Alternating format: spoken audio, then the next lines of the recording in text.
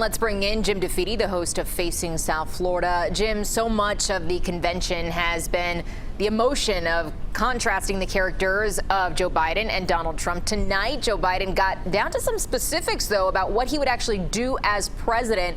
How do you think what he said tonight will play here in Florida?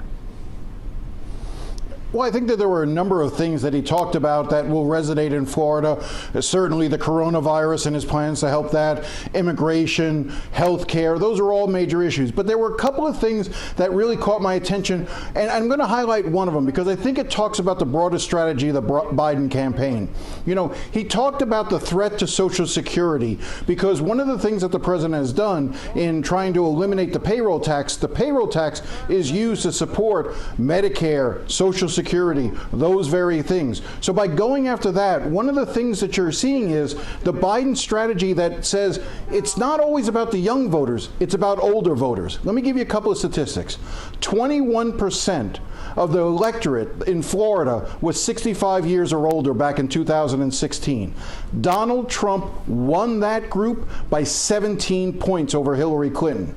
In the latest polling, Joe Biden is about even, and some polls actually have him ahead among 65 and over. That's really a critical group. We keep talking about young people, but it's the older voters that are reliable, that are dependable, that turn out, and the fact that Joe Biden can go after those people in a way that Hillary Clinton wasn't able to is critical for him in Florida. And one last point I want to make. I've been talking to a number of strategists over the last few days, and there's going to be a real push to try to invest more money into Florida from the Democratic Party because their fear that this idea that Donald Trump won't concede if he loses, that he'll contest races throughout the country.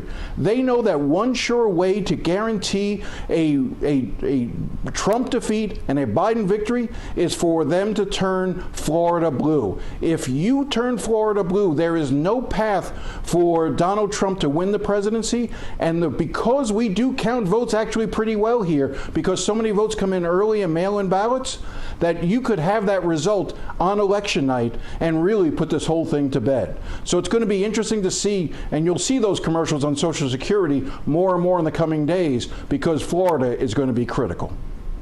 Jim DeFede, as always, appreciate the insight. We'll see you next week as the virtual Republican National Convention gets underway. Thanks, Jim.